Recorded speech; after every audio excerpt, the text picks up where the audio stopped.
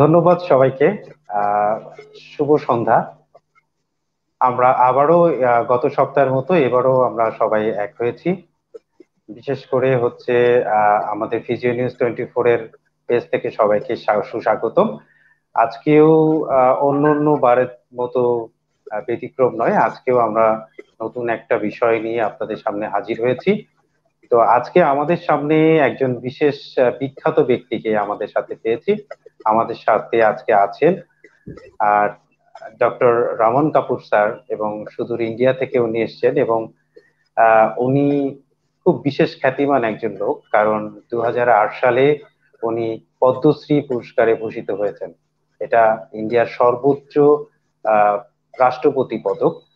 তো তৎকালীন 2008 সালে তৎকালীন রাষ্ট্রপতি প্রতিভা পাটেল প্রতিভা পাটেল ছিলেন, এবং তার হাত থেকে উনি পুরস্কার পেয়েছিলেন। তো আমরা আসলেই খুবই গর্বিত। আর বিশেষ করে স্যারের সাথে আমাদের এই সুযোগ করে দেওয়ার জন্য আমি ডক্টর উমাশঙ্কর মহন্তি স্যারকেও ধন্যবাদ জানাচ্ছি। তার কারণেই আসলে আমরা স্যারকে পেয়েছি। এবং আজকের টপিকসটা হচ্ছে আকুপাঞ্চারের উপরে। এবং আমরা সবাই জানি এটা একটা বিশেষ চিকিৎসা পদ্ধতি, এবং সুদূর ইন্ডিয়াতেও প্রথম দিককার সময়ে স্যারের হাত ধরেই আকুপাঞ্চার ইন্ডিয়াতে খুব জনপ্রিয়তা লাভ করে। এবং উনি কিন্তু একজন এমবিবিএস ডক্টর, এবং তার পাশাপাশি উনি আকুপাঞ্চারটা উনি শুধু চীন এবং বিভিন্ন দেশ থেকে শিখে এসেছেন। তো আহ চলুন আমরা চলে যাই আসলে ইংরেজিতে, কারণ আমাদের সাথে পৃথিবীর বিভিন্ন দেশের মানুষ সবসময় যুক্ত হন। তো তাদের সুবিধার্থে আসলে আমরা একটু ইংরেজিতে চলে যাব। So, welcome everybody. And this is today is our also a special day, because today we have got one of the great member in this subcontinent. Especially, he is a very well-known person from the beginning, and he is Dr. Raman Kapur sir. And we have got this such a man, that is, he has got the Padrasri Bhushan. Padrasri Padak is called very famous. He's a president honored, and I think as very few people have got that. So he has got on 2008 from Pratibha Patil. That time she was the prime minister, that is a president of Indian government. So we hope, and Star has some beautiful background. So I will go directly on that before hand over to you, sir. That is Dr. Raman Kapoor. He has completed Thank his you. MBBS. Yes, sir. Thank you, sir. So I have to give some introduction about it.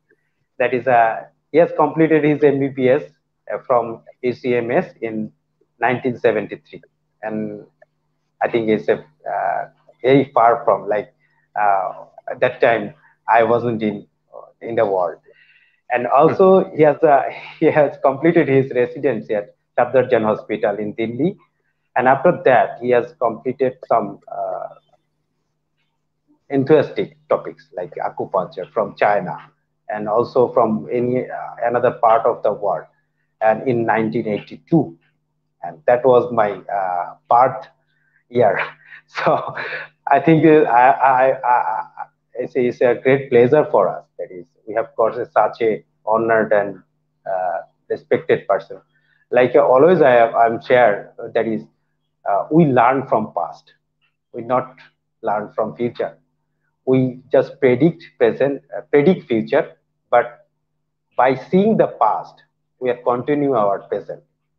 So such a such a senior person we have, and I would like to thank Dr. Umar Shankar Mohanty sir, is my mentors in manual therapy, and by his grace and by his link, I have found such a man from our side. And uh, thank you, sir, for giving us a time. And I think next 1 hour will be the great session for us, and I hope so. That is, it's a very few word I have introduced, but you have lot of background. Like you have wrote 3 books on acupuncture also, and also you have presented a lot of research paper and your presentation all over the India. So I think it's a great pleasure for our country, especially from Bangladesh.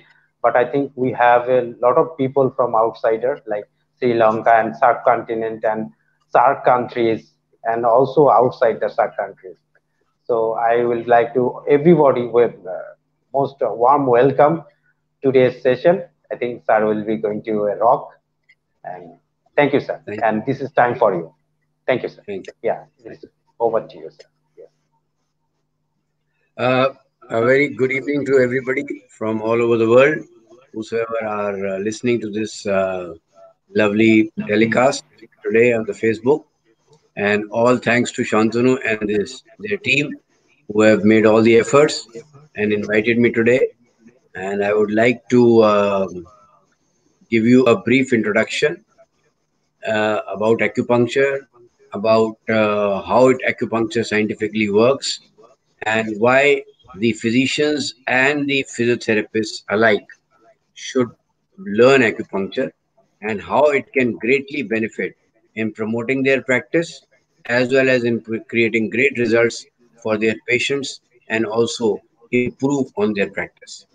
So we will start with our presentation straight away. Yes.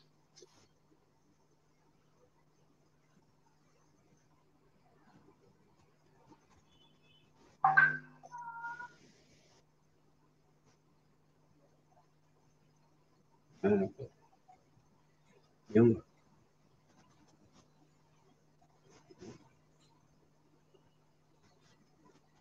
So, what is so my topic would be on learning acupuncture to relieve pain effectively, because this is one area where most of the physiotherapists are working, and I will also be touching upon other areas where acupuncture has been found to be very effective as a modality of treatment.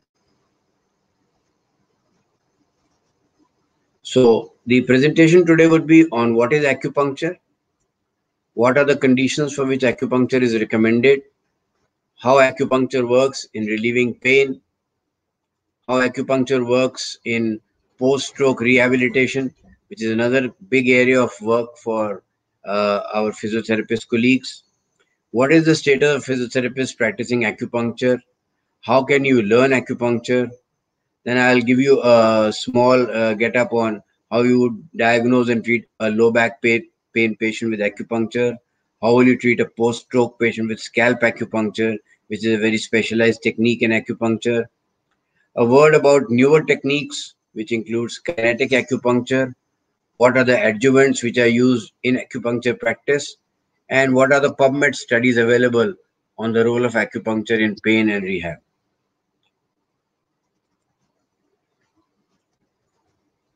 So acupuncture is formed with two words, acus and puncture, where acus means needle and puncture means to penetrate. So there are nearly 800 acupuncture points which have been identified, and there are nearly 12 primary channels which have been identified in our body, along which these points are located. These 12 channels are the primary channels. Then we also have the front and back midline channel, and then we also have the extraordinary points also. Because as the science has progressed, so also has research progressed, and newer points have also been identified. In addition to that, we also have specially located points in the scalp, which are known as scalp acupuncture points. Then there are points in the hands and feet, and there is a very specialized area of treatment which is known as ear acupuncture, in which we have got points located in the ear. The NIH and the WHO acknowledges acupuncture, and it has been scientifically accepted as a modality of treatment by the WHO many years ago. And this is a list of conditions which WHO recommends wherein acupuncture should be used as a first line of treatment, which includes, as you can see the list, right from addictions to anxiety to arthritis to asthma to the ones in the dark are the ones wherein our colleagues who are physicians and physiotherapists would be keen on learning: carpal tunnel syndrome, chronic fatigue syndromes, then fibromyalgias, then low back pain, osteoarthritis, then sciatica, lumbar disc problems, shoulder pains, including frozen shoulders, tennis elbows. Uh, these are the conditions wherein acupuncture has been officially recognized by WHO to work very effectively. Now, how acupuncture helps in relieving pain? This is a very interesting question, which everybody must be having in your mind. So, it uncovers the root cause of pain. So, what is the root cause of pain? We need to reach there, because unless we treat the root, even if you treat the branch, the patient will get back the pain again and again. So, that is the biggest advantage of acupuncture. So, it focuses upon correcting the problem and strengthening the body. It unblocks the body's internal flow of healing energies. It also facilitates the free flow of healing energies throughout the meridian networks. It reduces inflammation. It expedites the healing process, and it alleviates pain. Now, the ancient view of pain, if you can see in the figure on your right hand side, is we talk of something known as chi or qi, which is the energy which travels through our meridian system, and it is this energy which provides nourishment to every cell, tissue, muscle, gland, and organ in our body. And when this energy becomes blocked and imbalanced, pain and disease results. So as you can see, water is flowing through river networks, which nourishes our planet. So same way, this energy is flowing through our body, through meridian networks, which nourishes our body. Now, whenever this energy flow gets blocked, we develop an area of pain. So if you see in the figure on your screen, you can see that the energy is flowing from different energy channels, from the lung to the large intestine, to the stomach, to the spleen, to the heart, to the small intestine, to the bladder, kidney pericardium, and then gallbladder, liver, and so there is a continuous flow of energy through these 12 energy channels. And in each of these energy channels, there is a peak energy flow for 2 hours per day. So in a 24-hour cycle, every channel has a peak energy flow for 2 hours. Now, what is the mechanism of action? How does acupuncture cause pain relief? So a lot of scientific research work has been done, and the mechanism of action has been now crystallized into 3 levels of theories. One is the neurological theory, the other is the hormonal theory, and the third is the psychological theory. In the neurological theory, there are 3 areas where we can show the work of acupuncture to work. One is through the great control theory of pain, the other is the descending system of pain suppression, and the viscerosomatic reflex, which are all responsible for the analgesic effects, and the antidrome reflex, which is responsible for the motor recovery. Now, the neuromodulation of pain, as all of you are very well aware of, happens at 4 levels in our body: at the peripheral level, at the spinal segmental level, at the supraspinal level, and at the cortical level. Now, at the peripheral level, it happens by the reduction of chemicals which are responsible for the action potential. It also happens by the application of heat, like we apply shortwave diathermies, hot packs, other modalities like ultrasonics, and acupuncture. At the spinal segmental level, it works by the physiological blocking effects and by the segmental inhibition or the gate control theory. So acupuncture works at the spinal segmental level also through the gate control theory of pain.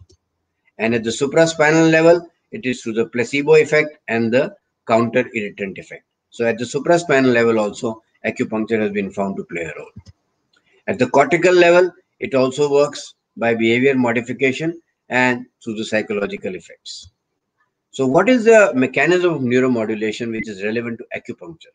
So the physiological blocking effects happen through electroacupuncture, wherein we use high frequency currents which applied through the acupuncture needle reduces the conduction velocity.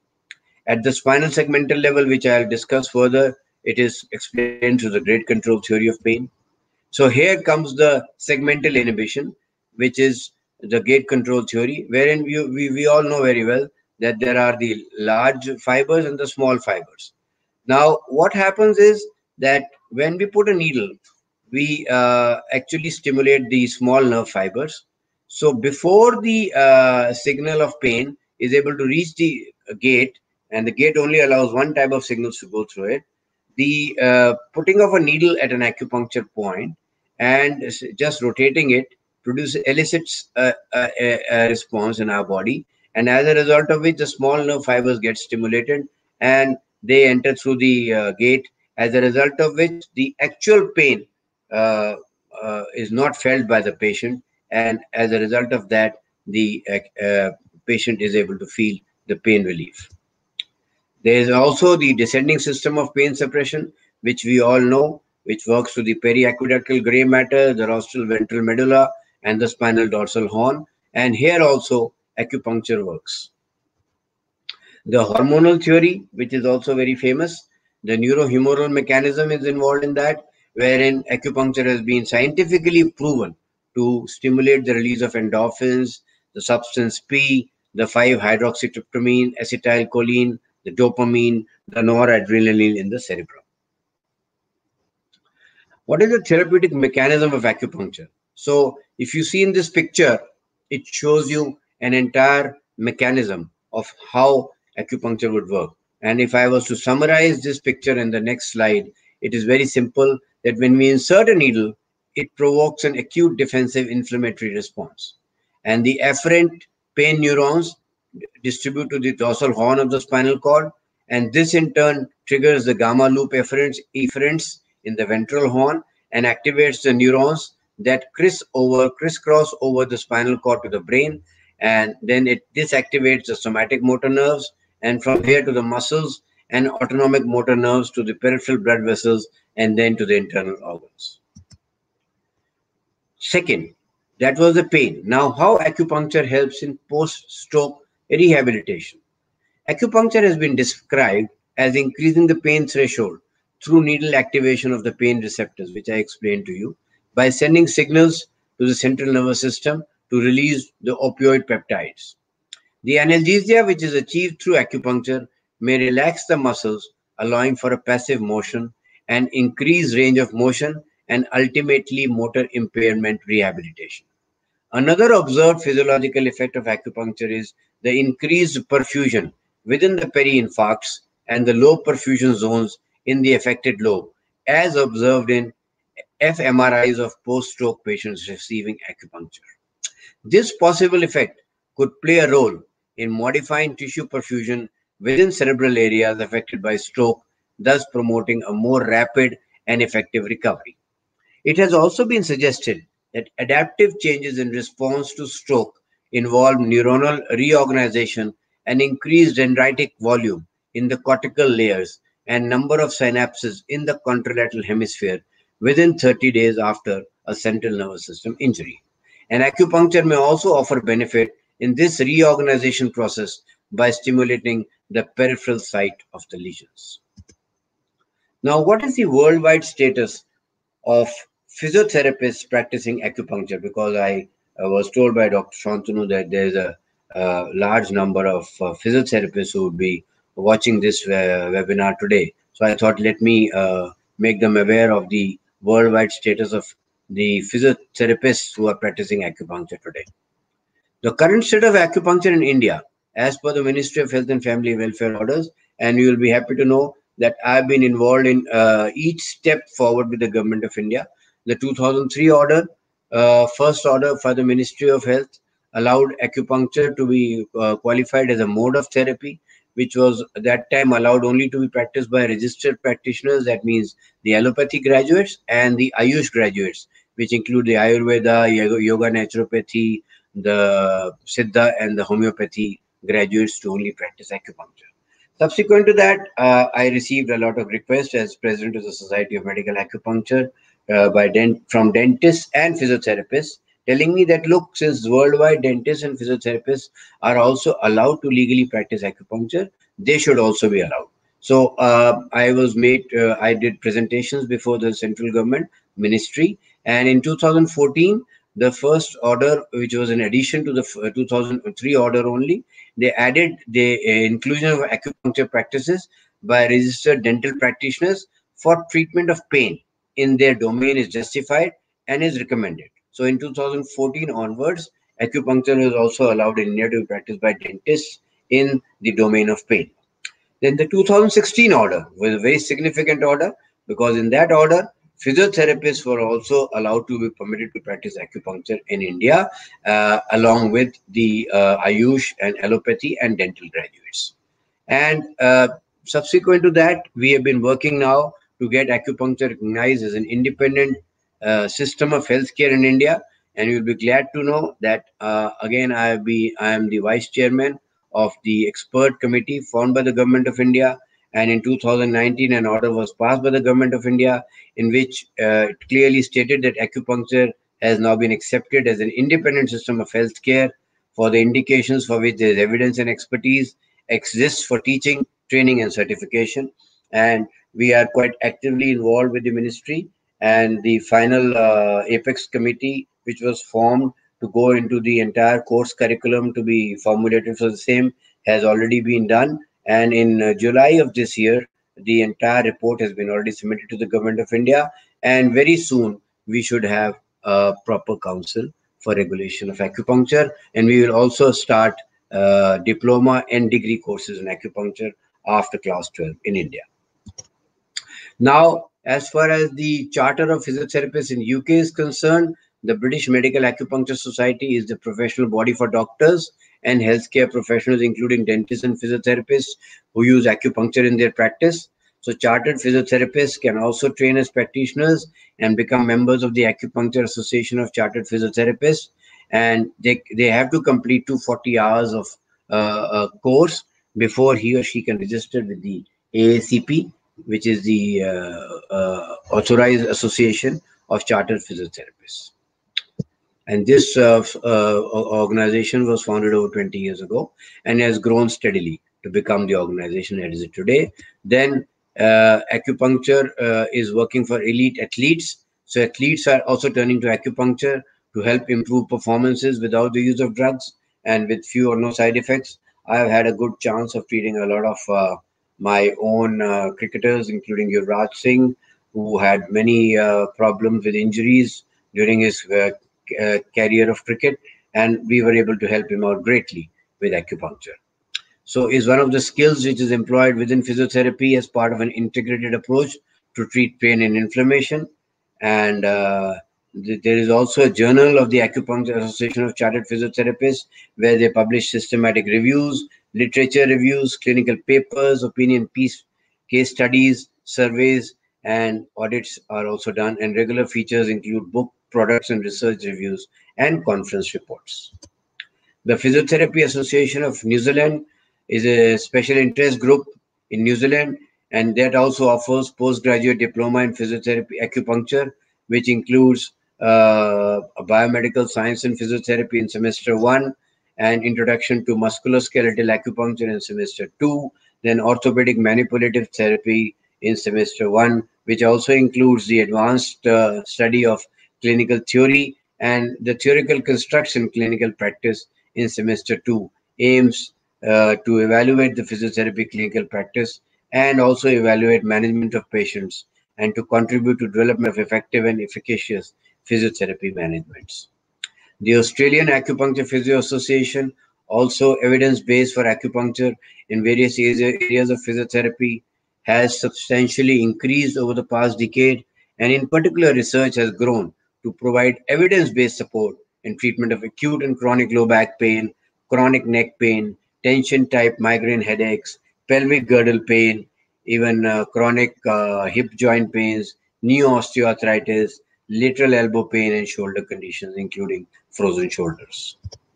The Canadian Physiotherapy Association also has a vision to promote acupuncture and encourages an actively engaged membership which is committed to lifelong learning and excellence in order to promote health and well-being amongst their patients. And there also you can learn acupuncture.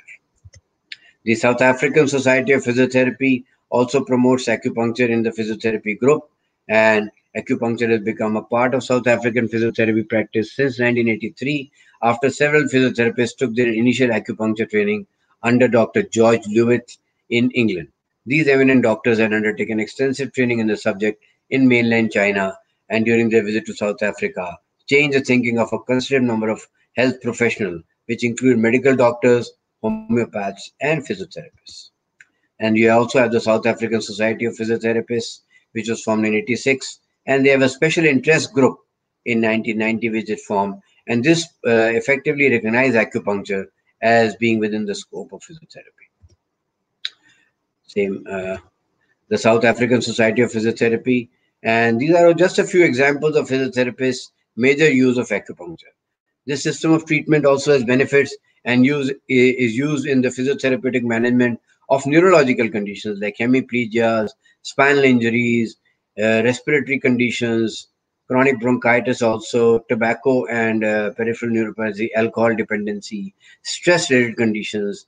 So these are the many areas in which acupuncture also can be used. Now, what are the WHO guidelines for doctors to practice acupuncture? Now, acupuncture and physiotherapy. Now, we all know acupuncture is a system of medicine which uses needles to stimulate certain points in the body to treat various diseases. And Harvard offers a 300-hour program to doctors and physiotherapists to train them in acupuncture related to their respective specialized field. As per WHO, these are the bare minimum requirement for Western medicine training that needs to be imparted to an acupuncture.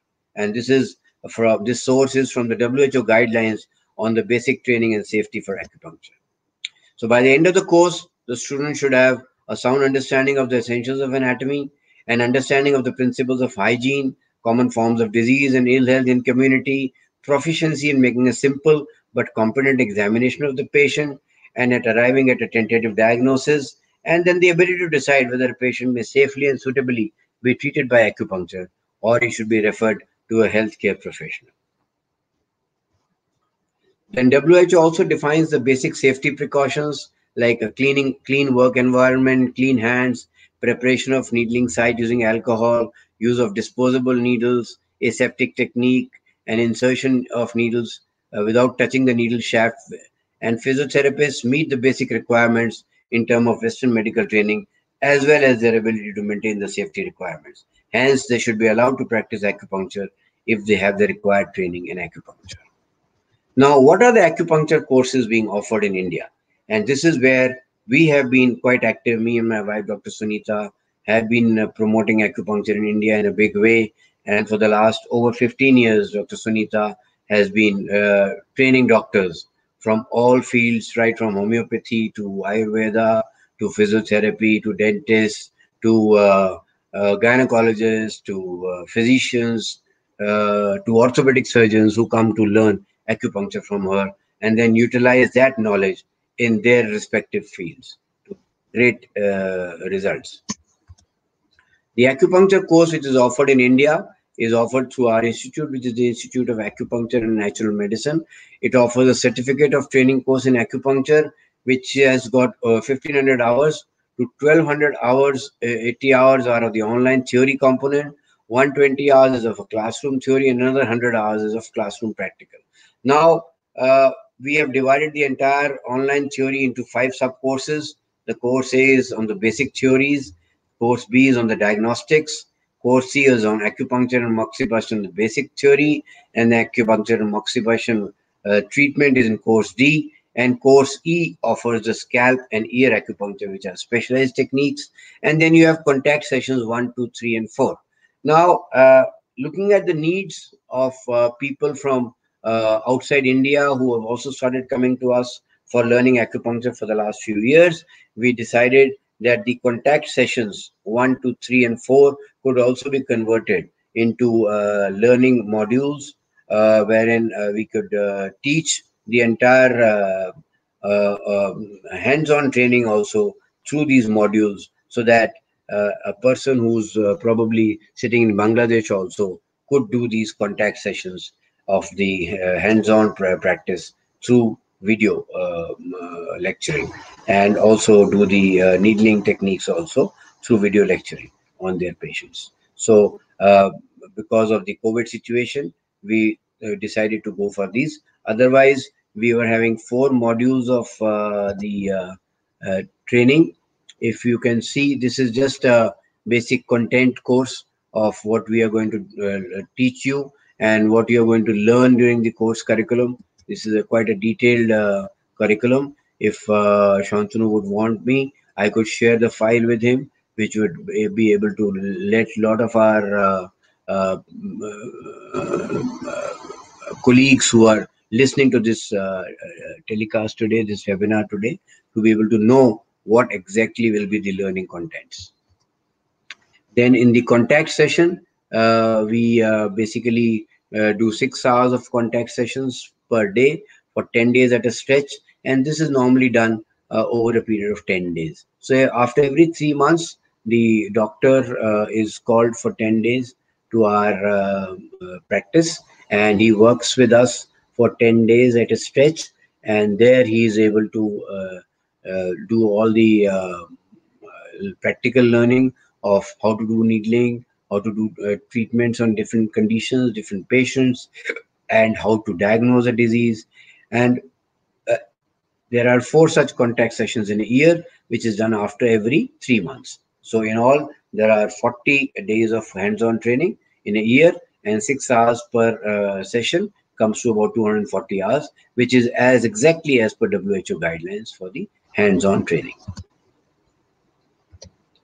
Now I come to trying to explain to you how exactly we would like to define 2 common problems which probably each one of you would be facing in your practice, and how the acupuncture views it and how we treat it. So first of all, the condition which I would like to share with you is back pain, because all of us know very well that this is one of the commonest conditions which a physiotherapist or even a physician sees in his practice.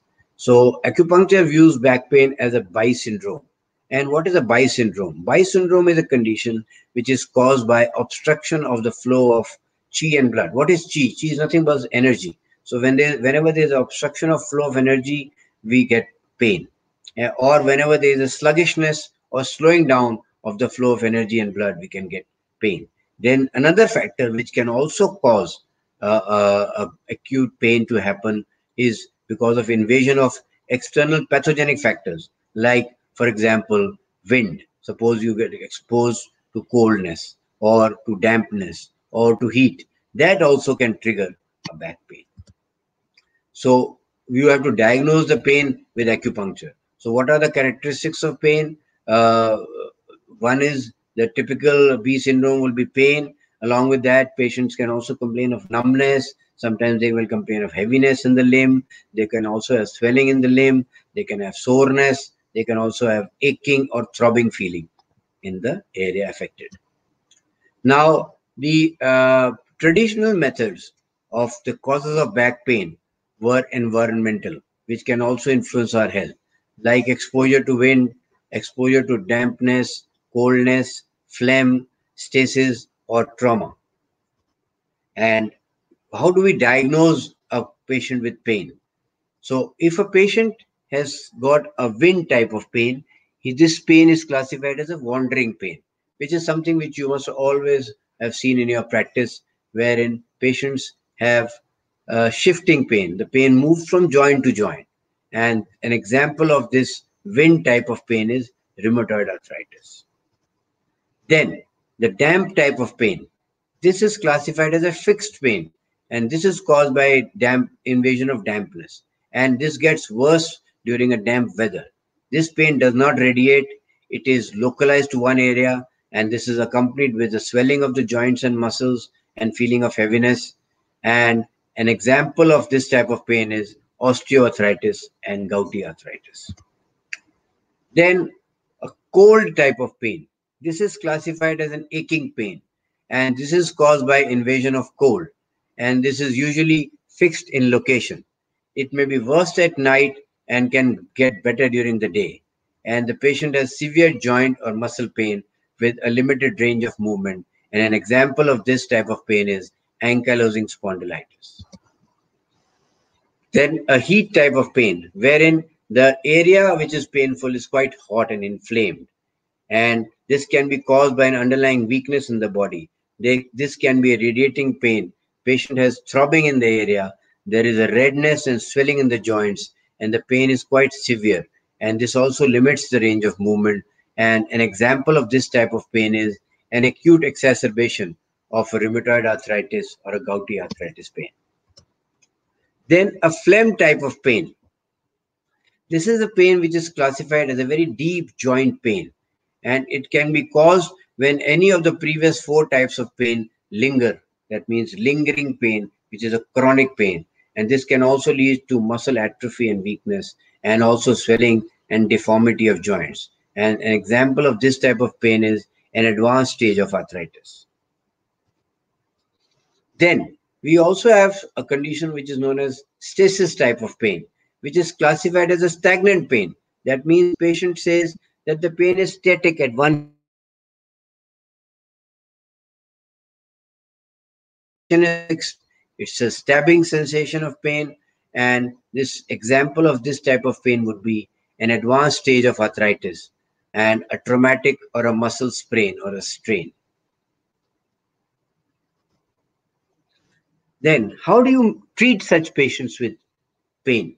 So if you know the cause of pain is coldness, suppose a patient has been traveling in a climate which is very cold, and after exposure to sudden coldness, he has got this pain. So you will use warming methods. If the patient has been exposed to damp atmosphere or damp weather, then you will use dryness and dampness elimination methods. And if the patient's diagnosis is heat, that means exposure to heat has caused the pain, then you use cooling methods to get relief from the pain. And how do you choose the most effective acupuncture points? So local points are the points which are normally chosen to treat. Then you also have distal acupuncture points, and these are the newer theories now which are used in acupuncture treatment, which are known as tongue and tan style of acupuncture. Then you also use ear acupuncture points, which is known as auricular acupuncture. And then you also have super specialized type of points in the scalp, which are known as scalp acupuncture points. And scalp acupuncture also and ear acupuncture also are taught as a part of our curriculum in acupuncture. In addition to that, you can also use some adjunct therapies, and I will also talk to you about that also to make you aware of what are the adjunct therapies which you use in acupuncture. And then you also determine a treatment schedule as per the patient's duration of illness. Now, what are the adjunct therapies we will use with acupuncture? One is electroacupuncture, wherein a mild electrical pulse is passed through these acupuncture needles, and this electrical pulse can be a continuous wave or can be a dense dispersed type of wave, which is also taught as a part of your course curriculum. Then gua sha therapy is wherein you do a scraping type of a therapy where an oil is massaged over the acupuncture points. Then tuina is a massage again, and this is generally used in children who will not accept needles. Then you also do cupping therapy, wherein there are many different types of cups. You can use bamboo cups, you can use glass cups, you can use plastic cups. And then a very specialized technique is what is known as moxibustion. Moxa is a herb, which is basically nothing else but Artemisia vulgaris, and this is a herb with which is packed into a roll form.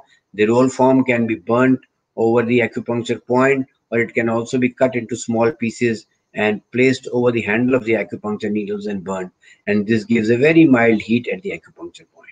And also infrared heat lamp, which is also known as a TDP lamp, which is a common practice now, and it is present in all my treatment rooms where I treat my patients with acupuncture, which is also useful particularly in patients who have got a stagnant type of pain, or in patients who have got pain due to coldness. I talked to you about scalp acupuncture.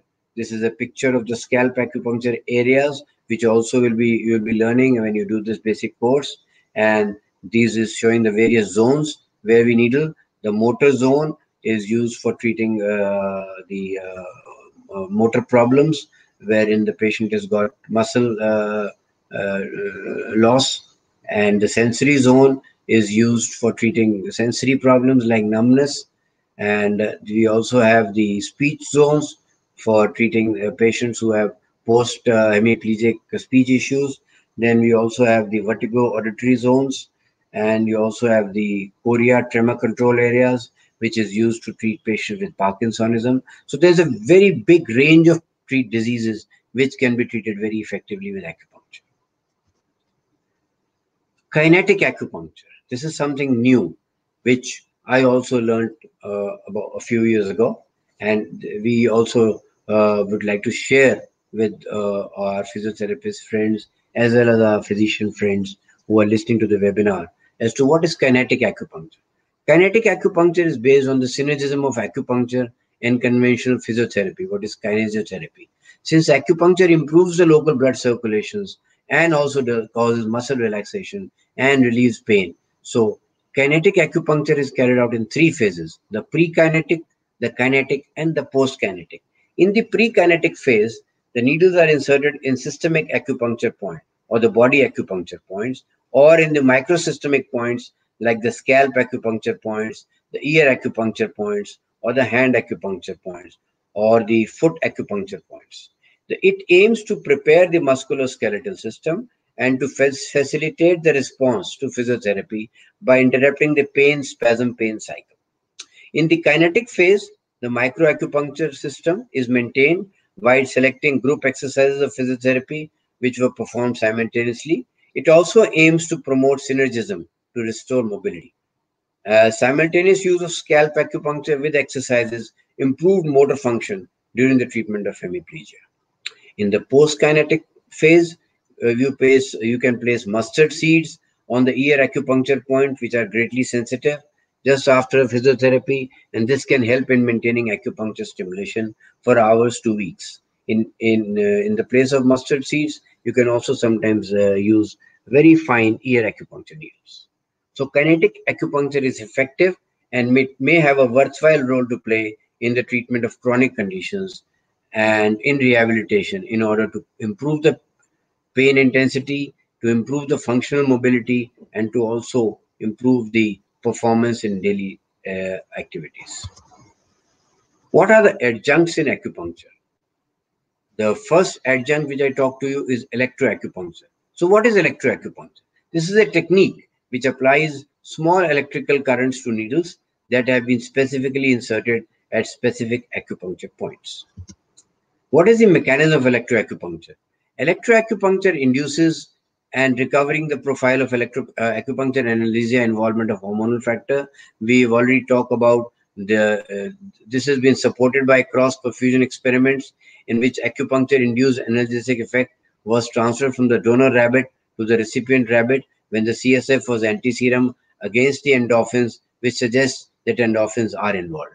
More recent research found the release of endorphins into the CSF following electroacupuncture.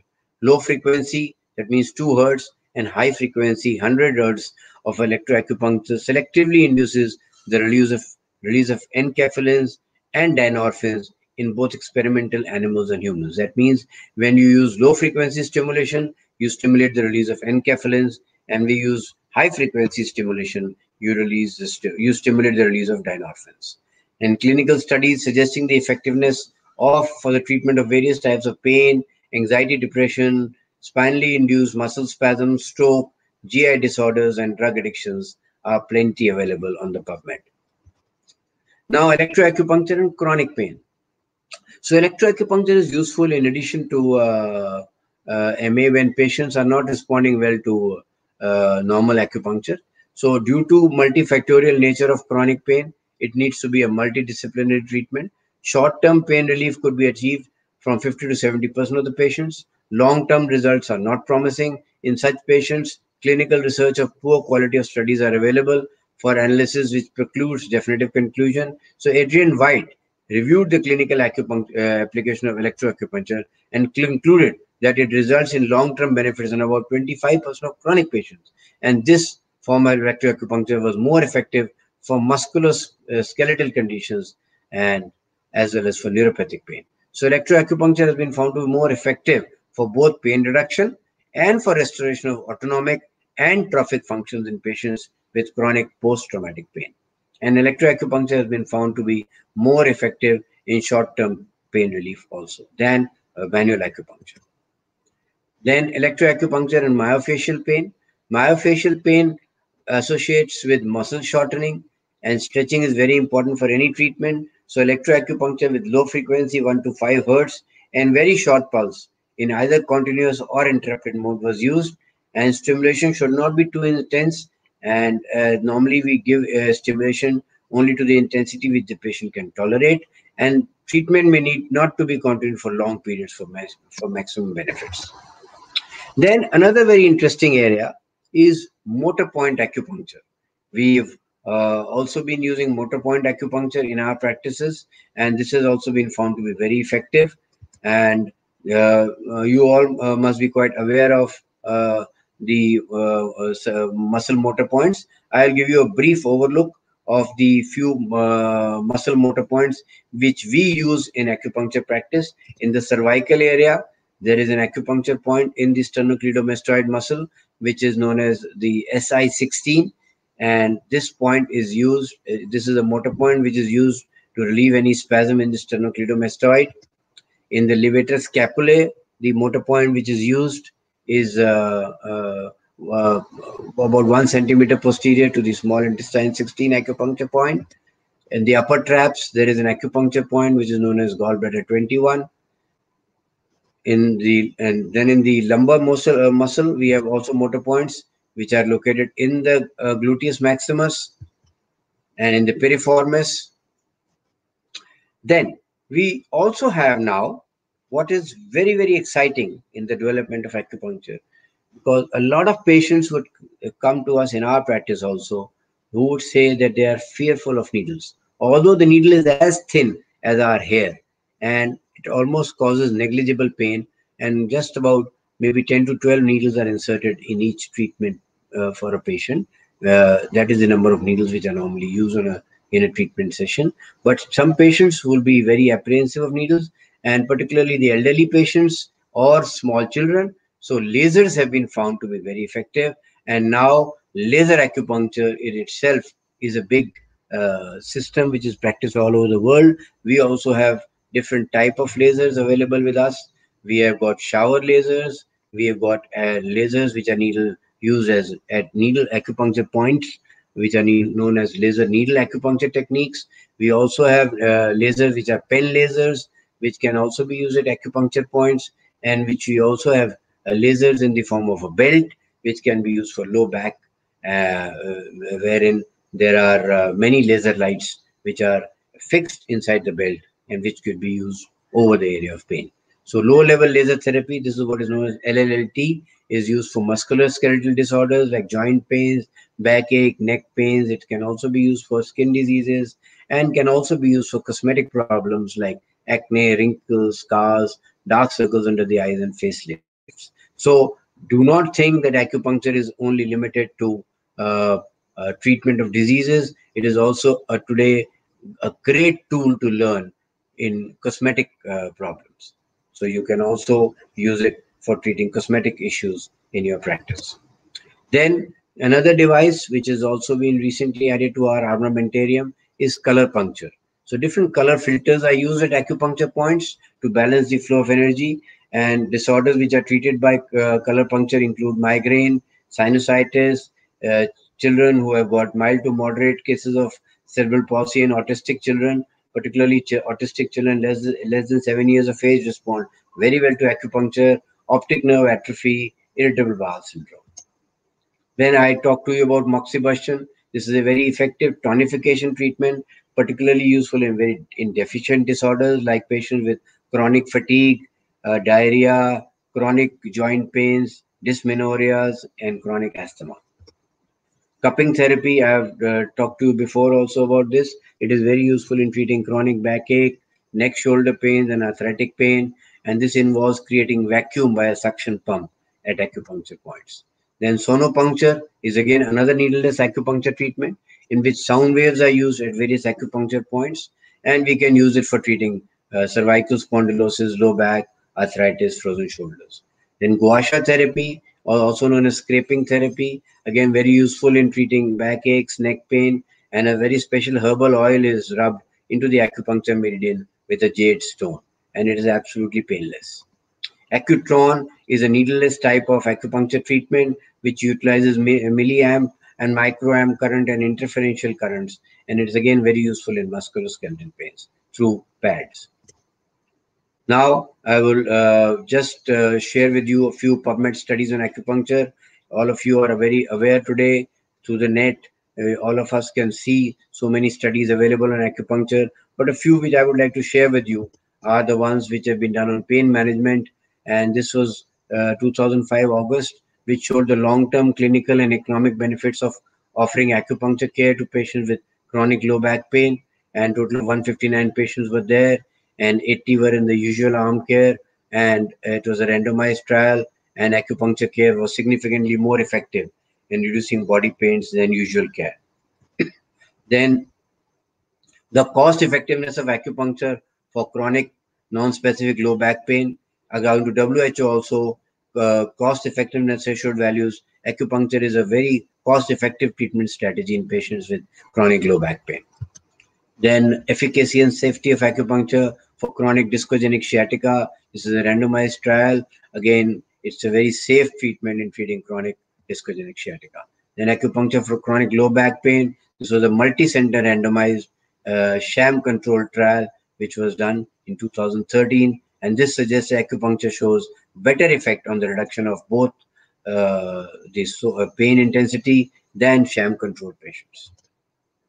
Then acupuncture analgesia-mediated elevation of central sensitization also has been done.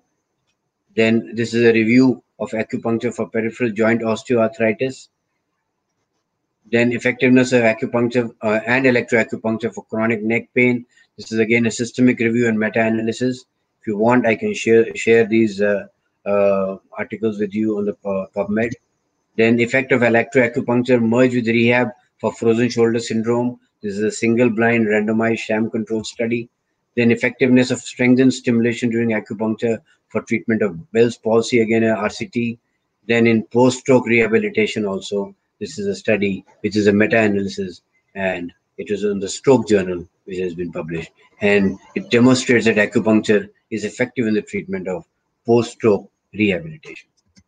Thank you very much for having been a very patient audience. And now I would request Dr. Shantanu to kindly take over, and I would be very happy to answer questions, whichever they may be from the audience.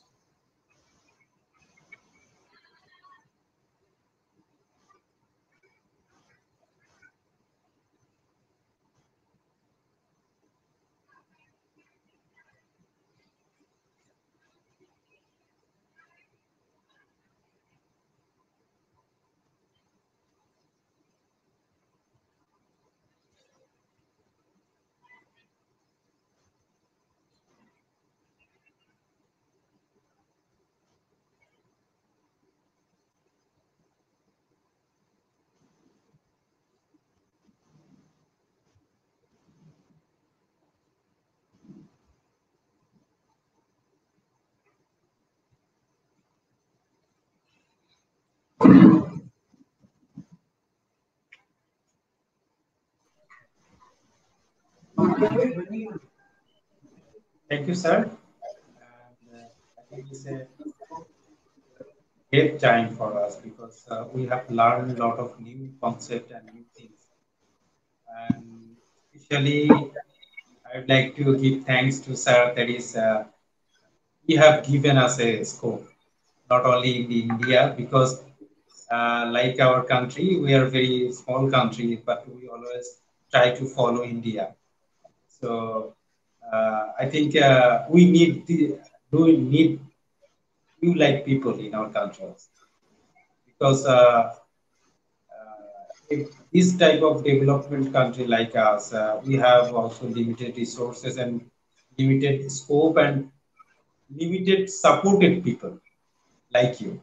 because when we are fighting, like we are fighting our fellows physician, they sometimes they don't have time to give us a scope. But you have learned ancient knowledge and ancient thing. But sir, it's a very sorrowful thing that is we have to learn these techniques from China. But No, this is we are the no more learning it from China. Now we are but independent and we are teaching ourselves. It was yes old sir. time. Now I went in the 80s. At that time, there was no learning platform in India and anywhere. But now we are independent enough. And that is the reason why a lot of Western universities also are today promoting acupuncture in a big way. You will be actually surprised because I have traveled the world over. And Australia, England, as a matter of fact, every state, all the 49 states in the US, has their own respective acupuncture council.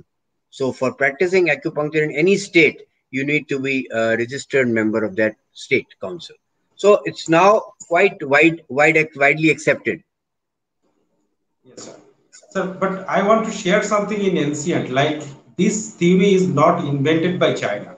This is the No, no, invention of this subcontinent, and this is the one of the news is coming from Upanishad, you're very not right. outside. Vedic So it Vedic is our scriptures, culture. Vedic This is our scriptures. culture. You're Yes, right. Vedic scriptures mention the use of Sui Bhedan as a form of yes, sir. treatment. Of So course. you're very correct. You're very correct. This is the invention of this is cupping therapy and this is the all kinds of. But Yes, after the war of yes, Kurukshetra, yes. then the Pal were came in this war, the subcontinents to rule, and these are Buddhist, and they stolen this type of theories from You are here. correct. Yes. So A lot this of all literature theory, was stolen by Chinese and then they yes, developed. But at the end of the day, they any system which is a healing system should be used for mankind, sure, sir, for the sure, relief. sir. We But are doing we at are the moment. very, but Yeah, we at are the moment, sorry, we are sorry for the new generation that we don't know, but this is our old culture. This is correct, born from this air. correct. And also I proud to say that is all over the world they came here to rule us, but we never Yes, go there yes, because correct. we have the heaven, we have the power, we have the knowledge, and we have the manure mart, so we can cultivate everything very You are very correct. very sharp brain, but it is the lack of I think facilities, but lack of emotion or lack of try. That's why we are behind, far Yes, more behind than England, Canada. But this is the origin. If you believe in Darwin theory, that also after South Africa or Africa, then this human mankind are developed in this subcontinent. So we correct. are proud, but I think it's need time to understand. And Eh, As a matter of fact, I developed the department of acupuncture in one of the leading hospitals in Delhi. And yes, I am the chairman of the Department of Medical Acupuncture at Sir Gangaram Hospital, which is a 750 bed hospital in Delhi. And I am running this department for the last 22 years. And now we have got a team of 4 doctors, which is in the department with me.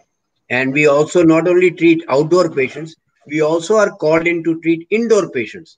And we have been, I must feel proud in saying that we have been able to revive a few of the patients out of coma also with acupuncture. So this is something which is amazing. So the area of work is very large. As a matter of fact, we are now doing a study at the hospital in improving the immunity of patients with acupuncture in COVID cases. So this study is in to improve the immunity. One in patients who have not had COVID and who are prone because of their low immunity to improve the immunity, and by biochemical tests by showing the level of IL-2 and interleukin-7, and by showing the improvement in lymphocyte counts pre-acupuncture and post-acupuncture. So it's a very scientific study, yes, and we are doing randomized trial study. And number two, you will also be happy to know that in addition to this, we are also treating a lot of post-COVID complications which are now coming up, which is cough, which is not getting better even after the patient has turned negative of COVID, and that also is getting treated very effectively with acupuncture. Chronic fatigue, which a lot of people are developing after COVID. Third is the problem of COPD, chronic obstructive pulmonary disease, where also acupuncture is being useful. And fourth is for patients who have a lot of stress, because a lot of the patients who have gone through COVID, they develop the problem of anxiety, insomnia, and fear of maybe having a relapse. And five and last most important symptom after post-COVID is digestive problems. So we are treating all such type of patients also. In the last 3 to 4 months, you will be happy to know that we have had almost about 5 to 10 patients of all these different types with which acupuncture has been given, and they have shown very good response. I am That's very great. lucky because I am working in a Western hospital, which is an allopath dominated hospital, and I am also an allopath. So I have a very good coordination with my Western colleagues, and they also refer patients to me where they find they are unable to do anything much. So it's a good way of working together. Yes, sir, that's true, sir. And we have, I have learned something about the dry needle. So it's similar kind of acupuncture technique, but maybe a little bit more specific. Like I heard or I learned something like nowadays FDA approved rather than painkiller, you can use acupuncture because this one prick can increase 4 neurotransmitter at a time. That will be the inhibitory rather than only PG, prostaglandin synthesis, after giving this painkiller. And So then I most think painkillers are very addicting also.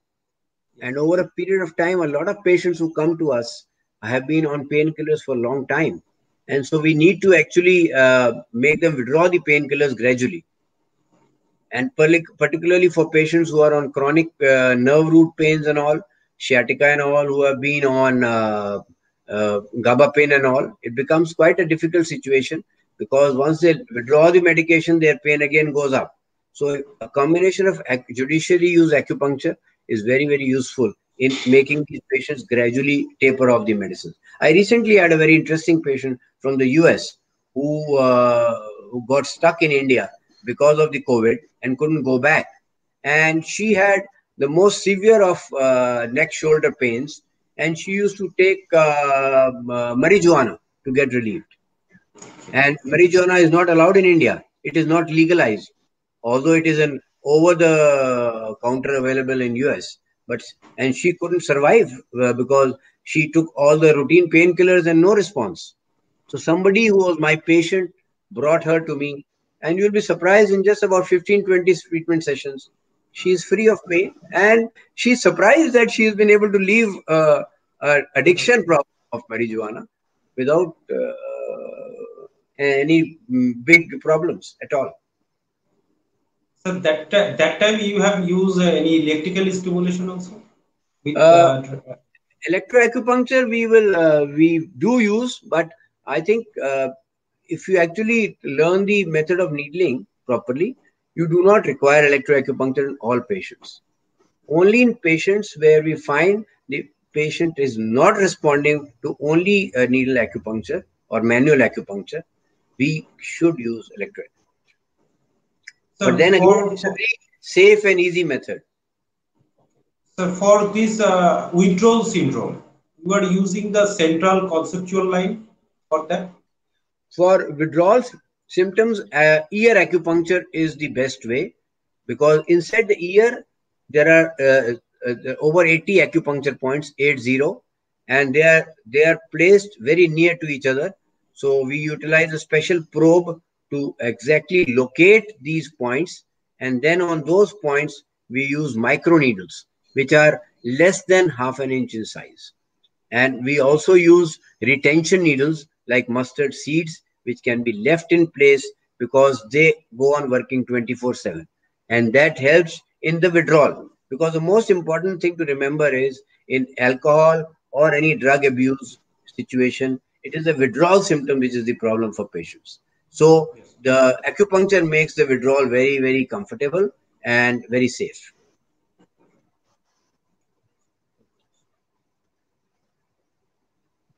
So I think any nowadays maybe it will more research will come, and uh, uh, especially the expert will go more on systemic approaches, like through this skin or through the invasive technique, they can We treat actually the did a very side. interesting study in Delhi. This is known as the fMRI study, which I did at my hospital only, wherein uh, uh, about 5, 6 years back, the functional MRI machine was installed for the first time in a hospital in Delhi. So it came to my mind that why should we not check for our Western colleagues to show that when we put a needle at a particular acupuncture point, that actually produces a signal in the brain. So what we did was, it was very simple. We took a patient who had a nerve deafness problem, put him inside the functional MRI machine, and checked his area of hearing in the functional area of the hearing. And we found that there was very low activity in the hearing area. Then we brought this patient out of the machine and we put few acupuncture points at remote points. So it is not necessary in acupuncture to needle only at the point which is causing the problem. Like for example, if a patient has an ear problem, does not mean you have to needle around the ear. You can in the hand and the foot also and get a response for the hearing. So the specific acupuncture points which were designated in the hands and legs were needled, and they were connected to electroacupuncture stimulator and taped so that the needles don't come out when the patient goes back into the MRI machine. And lo and behold, uh, all the doctors who were in the team of the MRI team, radiologists, were surprised that immediately the area of the scalp area of hearing started showing increased activity. So we repeated the same thing in a patient with optic nerve atrophy, wherein we needled the scalp at the vision area, which is at the back of the head.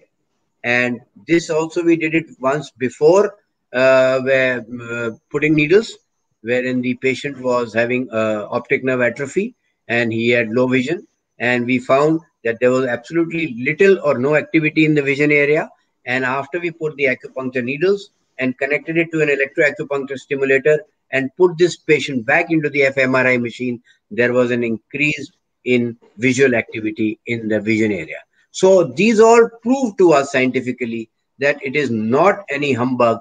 It is proper science which is working through a scientific method. And that is why one of the reasons why acupuncture today has such a very large following in the Western world also, because of the scientific trials and clinical studies available. As a matter of fact, recently WHO published a paper on the way to go forward in health, WHO strategies from 2020 to 24, next 4 years, the plan of action. So in that study, they showed that next to allopathy, the system which is most accepted worldwide by patients is acupuncture. Even I was surprised to note.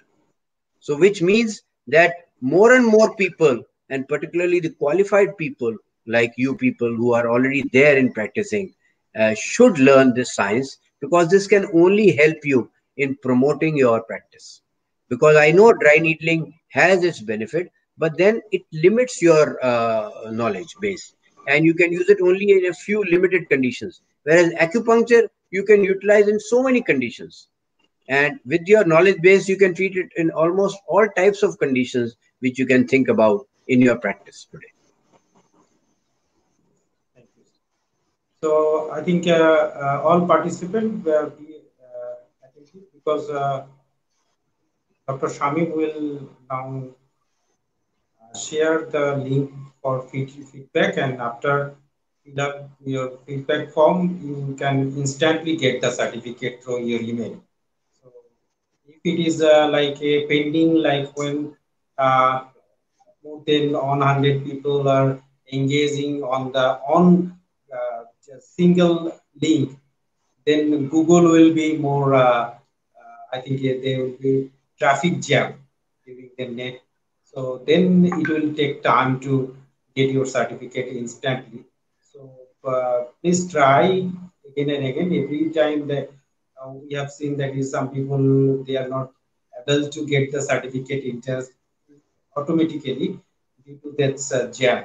So I think very soon Dr. Shamim is going to share that link now. So I think you can easily access your certificate. And sir, there is not more any question. I think the participants are very clear about that. So one of our participants asked about what is the basic difference. Is there is any difference between acupuncture and dry needling? Yeah, there is a lot of difference, because in dry needling, we are not going as per the acupuncture meridians. We are not going through a pathway. Whereas in acupuncture, we are going through a specific nerve pathway, and the points of acupuncture are located along specific pathways. So when we are actually needling at a point, we are triggering a response from in the body, and there is a specific body stimulus which is produced, and that is how the actual pain relief starts happening through the central nervous system. So acupuncture is, that is the reason why dry needling cannot be used in a, say for example, in a condition like hemiplegia, wherein dry needling will have no role to play. Whereas in hemiplegia, we have got acupuncture points wherein we can also use electroacupuncture for muscle building, for improving the strength of the muscle, and for rehabilitation programs also we can use electroacupuncture. So it is much beyond dry needling, and it is a much more scientific method, and can be used for treating a large number of diseases in addition to only pain. So some most of the people are asking about the feedback link that we will provide soon. This feedback session, and also after if it is not shared now, so you can go directly to our page, which is 24 page or that is a classroom page. So there you can get also, and also I will provide that link on our WhatsApp group. So don't worry. Sir, any other question I am. Sir, I have a question that is we have some acupuncture and that's cupping. All methods are surface related techniques. All are on surface. So I think it's mainly depend on the embryonic theory, like ectoderm is represent to the skin and also the central nervous system. Yeah. So I'll explain to you. Acupuncture is not related just to the ectoderm. Cupping and gua sha therapy, these are all related at the surface level. So when you learn acupuncture, you will understand that we talk about the disease coming from the exterior and then moving into the interior. So when we suppose, as an example, I'll tell you, suppose a patient gets a COVID infection. So what is the stage one? Stage one is the pathogen enters from the exterior. So that is the best stage for treatment with acupuncture. Why? Because the pathogen is only at the exterior level, and it is much easier to make the pathogen go away from the exterior. Once the disease and your immune system is suppose poor, and suppose patients have got other comorbidity, and the disease goes inside, then gradually the disease starts affecting the organ system itself, and there is a cytokine storm. So that is the time where it becomes much more difficult for the treatment to take effect, and that is why acupuncture works through the meridian system. So initially it works from the exterior, then goes to the interior. So the disease travels from the exterior, then to the muscle level, then to the deeper tissue levels, and finally to the organ level. So we also treat, say for example, a patient with a fatty liver. Now, fatty liver would mean that the actual liver organ has got affected. So the needling process and the process of retention of needles will be different than, suppose, for example, you are treating a condition wherein the disease is at the superficial level. So say, for example, a patient has a fatty liver. So your needling will be much more deeper as compared to another patient who has a disease at the superficial level. Say, for example, patient has a simple cold or an influenza. So the needling is much more superficial. You don't need to go that deep. But once the disease reaches the organ level, then the needling techniques are different and the methods of treatment are different. So everything will vary. That is why it is not a treatment which is done only at the superficial level. It is a treatment which is done at the organ level also. Say, for example, a patient of COVID, if he has got the actual lung parenchyma has got damaged, which means lung has got fibrosis. So then in that case, you are not going to treat only the lung channel. The channel is only at the superficial level, but the organ is much more deeper. So for treating the organ, you have a different protocol of acupuncture points. So that is why it is such a beautiful science. It is such an interesting science. And that is why it is so important that you have to have a proper knowledge of your anatomy, physiology, pathology, and biochemistry, everything. Because if you have that in mind, then you know what you are doing with each point which you are putting in the body. That's also I'm going to be asked, that is how important the basic knowledge, because nowadays these subcontinents we have a lot of quackery business. A lot of people are doing that, like in cupping, some religious person they are Yes, doing. So hijama. without hijama, without medical knowledge, how invasive technique they are used to do regularly, I can't say, but at least medical graduate should be do that. At least That's not why, that's why, diploma that's or not. why, that is why we are being very, very strict in India. So what we have done now is, and that is the reason why we are formulating some laws in India. So the initial thing was to create more qualified practitioners. And I told you the people who could learn. But now with the awareness having grown, we have decided that we need to also start the diploma and degree courses in acupuncture after class 12. But the course curriculum is quite strict and it is quite deep, because the actual degree course is over 4,800 hours. So it's a quite extensive course, and all these the details of the course and curriculum which we have decided as a committee in India under the Ministry of Health, with very learned doctors as member of the team. They are from All Institute of Medical Sciences, Delhi. They are from CMC Ludhiana. They are from PGI Chandigarh. So they are very senior people who are working with me to finalize this course curriculum. We have again gone back to the already existing courses which are being offered by the Western universities on these systems. So from their experience, as well as from what we feel will be a great knowledge base for our people, we have made a which will be suitable to our Indian plethora as well as the Asian plethora, and also help in the type of problems which we are facing. Recently, there was this very interesting study which is very pertinent to our area, because we have tuberculosis, which is again growing very fast, much faster than what we are talking about COVID, and the mortality is much higher than COVID Yes. also. But and these are endemic areas. India is one of the endemic areas for tuberculosis. So Sir, maybe tuberculosis is the second death cause in India and yes, first death cause in Bangladesh. yes.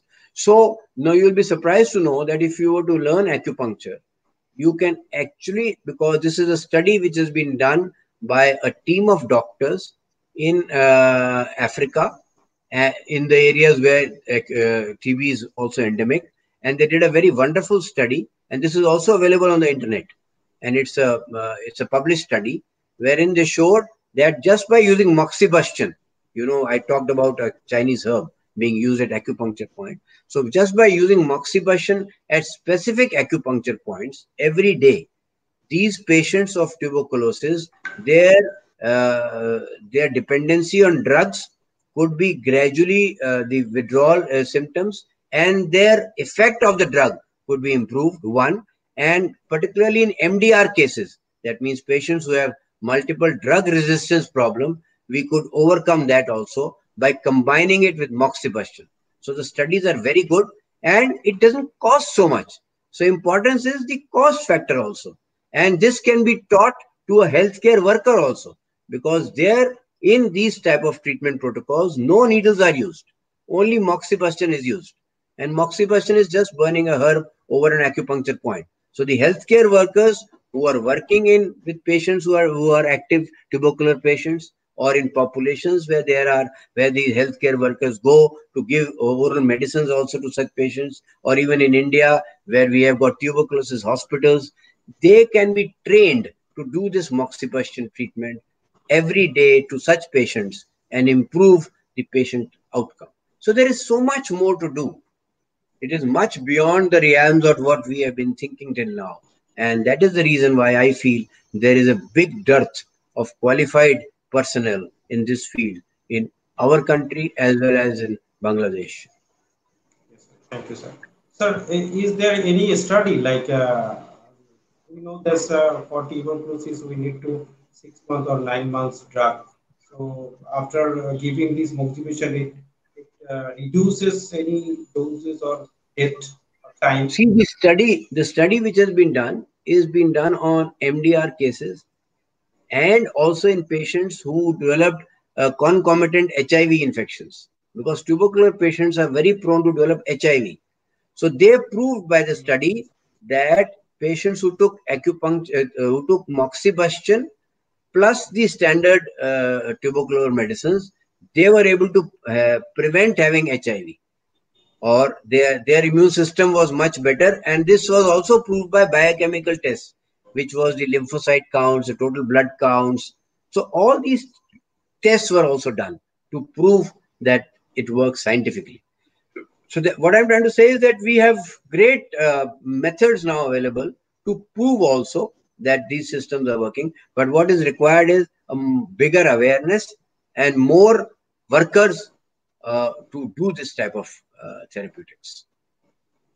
That's good. That's good. And someone is asked that is about this video is could be online or not, or from that is Algeria.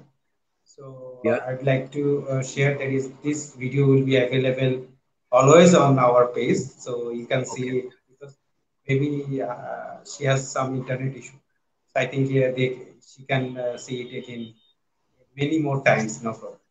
So I think, thank you, sir. Maybe some issue is there for sending the feedback.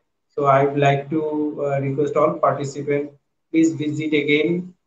We will put that feedback link on our live chat or comment section. So you can get it in next time or few minutes or a few words later. So when you come back and on that page, click on there, or I will share in our suitable WhatsApp group or any other group. So from there you can also get the feedback. So don't worry. And if not possible, then we'll send the your certificate through on your registration. So not a problem for that. So no question. I think, sir, your presentation is quite good because Thank you when very much. nobody asks question, then two things happen. Yeah. Everybody can understand or they can't. No, sure. But I think But by and large, since most of the people are qualified people, they must have understood it. And if they still have yes, any questions, you can share my email with them, and okay, sir. Sure, sir. always write to Sure, me sir. on. We have a group also, faculties group, and also we have a plan to expose all faculties on our web page. So individually they can share that Sure. their contact address, email ID, everything. So it will be possible. You can share. And sir, last of all, I want to ask you that is how we can collaborate with you for not only you like any online workshop, online courses. So how can you like this COVID situation? People are not used to go in India or any other country. We can't invite you also. So it is Yes. possible to conduct any classes on from online? Why not? Why Maybe not? it will be Why extended. not? We can always do it. We have already developed modules now of training, and you are most welcome. As a matter of fact, there is something which is very recent, and this was something which I learnt about when I gone to Japan recently. There is a professor of neurosurgery there who has developed a new technique.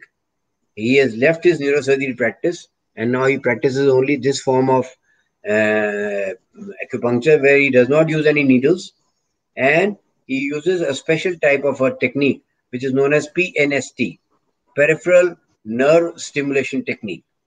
And I have been doing webinars on that, and you can learn this technique only through a webinar also, and you don't have to come to me in Delhi for learning it. So we are planning to do a webinar on PNST therapy very soon.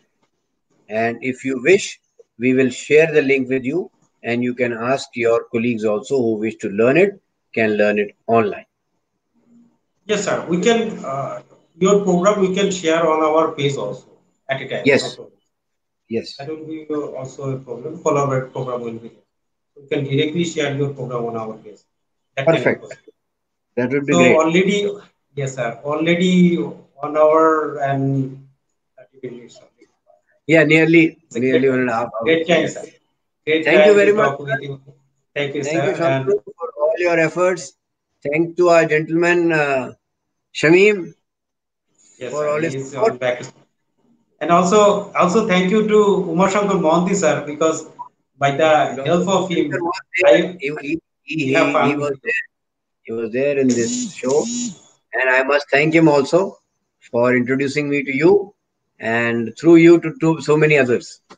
And we look Thank you, sir. forward to future interaction. Sure, Thank you sir. very much. Sure, sir. It's the beginning, sir. It's the Yes. beginning, sir. Thank you. Thank you. And thank you, your son also, for Yeah, yeah. helping on the technical side. He is a I will doctor pass, also, sir. I will pass the message. Oh, Thank of you. course, sir. Thank you, sir. He is an Namaste. anesthetist.